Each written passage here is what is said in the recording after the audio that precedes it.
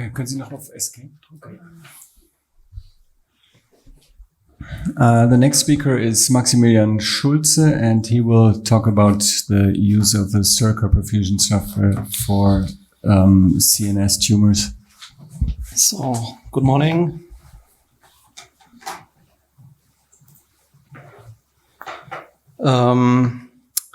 Actually, I will talk about perfusion measurements in glioblastoma. First, how do we do the acquisition of the MR perfusion? We have a DSC MR perfusion protocol. And out of that, we get the standard parameters that you all know, which is relative blood flow, blood volume, and MTT, which is based on it's a flow-based algorithm or a model. So when we got the Cercare software, they also put out the flow volume and MTT, but they also have the possibility to do a vessel-based algorithm or calculation, and out of that calculation you get the CTH, which has already been introduced, the O2 extraction fraction, and the cerebral metabolic rate of oxygen.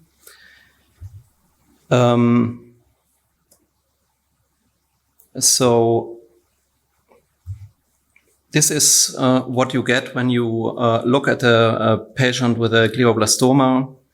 Here in the frontal lobe, you see this high perfusion in the CBF and the CBV. You also see a high signal in the oxygen extraction fraction, and also in some parts in the CMRO2, which reflects the metabolic activity. So our normal maps that we get from the console beside the MRI, the Siemens console, you see these maps. They are similar, but they have more noise. And if you go to the Cercare perfusion software, you see that. There should be a video. You see that they do the automatic matching of the perfusion software pictures and the anatomical pictures. Noise is also reduced, and you can scroll through it and do this overlay, which is quite convenient. Moment.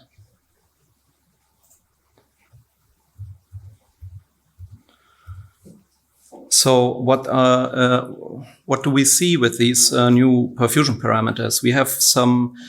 We have information from the literature. We have some publications that say that the capillary heterogeneity can be, or normally is elevated in the tumor, but also in inflammation, and also in the recurrent tumor or recurrent glioblastoma. The oxygen extraction fraction is mostly it's low in the tumor, and on the other hand, in ischemia, it's elevated to compensate for the reduced blood flow. So we all know glioblastoma is a very vascularized tumor, so that's why CBV is high. But the vessels of the tumor are disorganized. They have leakage, etc. So the capillary transit heterogeneity is high, and therefore, because of this pathological vascular bed, you have a low oxygen extraction fraction. So you can say in naive or therapy-naive tumor, you have a high CBV, a high CTH, and a low oxygen extraction fraction. So what do we see if we look at the tumor? We have the tumor here with the high contrast uptake. We have a high CTH. We have a high CBV, but it's very heterogeneous. So if you look at these at 5 o'clock, the tumor at 5 o'clock, you have a high CTH, high CBV, and little high OEF, but not as high as in the region of 6 to 8 o'clock. And there you have, interestingly, a low CBF and a low CBV. So how does it fit? Or how would you explain it? You can say in this area with the high oxygen extraction, you see a low blood flow. So obviously the tumor tries to compensate for the low flow with a higher extraction. But the metabolic activity here is still low. So actually the tumor in this area can compensate the low perfusion. So maybe this is a sign for beginning or starting of necrosis, for example.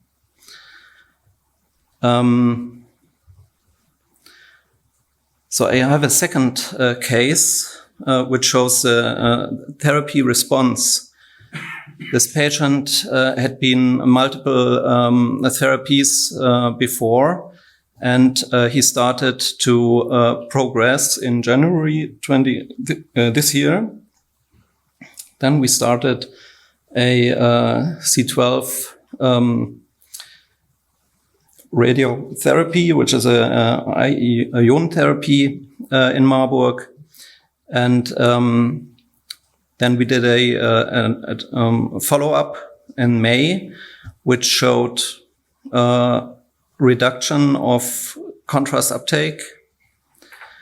And in September or end of August, beginning of September, we see this progression in T2 and also in contrast uptake, which is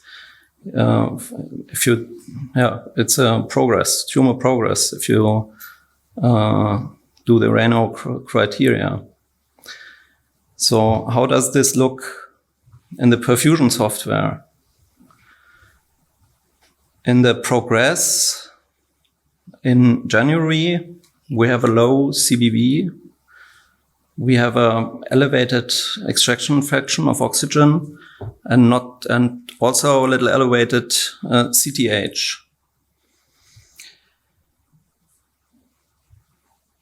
In the follow-up, after C12 therapy, where you see the contrast uptake at a reduced contrast uptake in the tumor, which would lead you to at least say it's a positive reaction to the therapy, you also have no blood flow or low blood flow, but you have a high oxygen extraction fraction and you have a high CTH,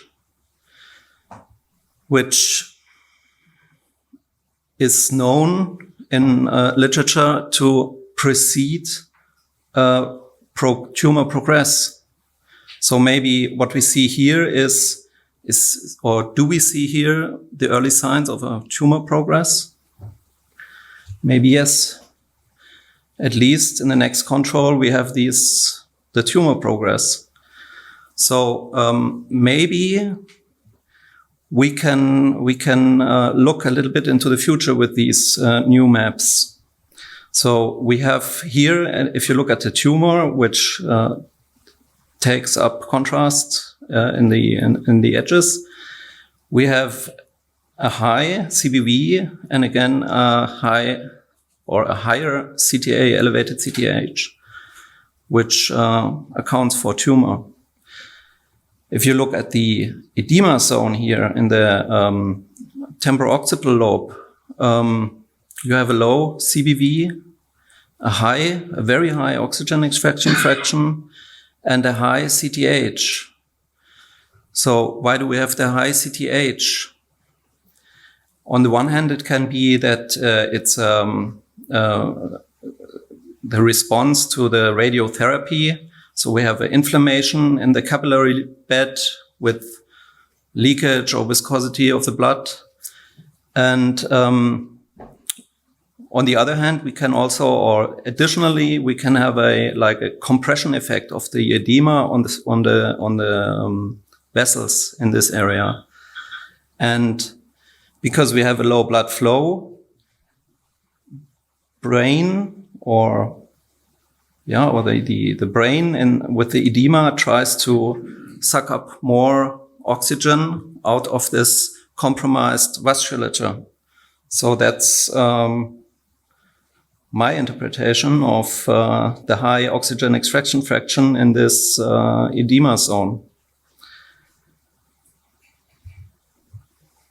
So, in conclusion, you can say, or we can say, we have additional perfusion parameters to the traditional perfusion parameters of volume, flow, and MTT. We have a value to say something about the vascularization of the tumor bed, and to say something about tumor metabolism with the oxygen extraction fraction and this metabolic rate of oxygen. So we can say something to the O2 about the O2 metabolism, but the actual prognostic relevance has still to be evaluated. I think that's due to this heterogeneity of the tumor, and also the multiple effects of the therapy on the tumor in respect to necrosis, apoptosis, and neovascularization. So it's interesting, but we still don't know much about the mechanisms. Yeah. Thank you very much. Very nice presentation. Thank you.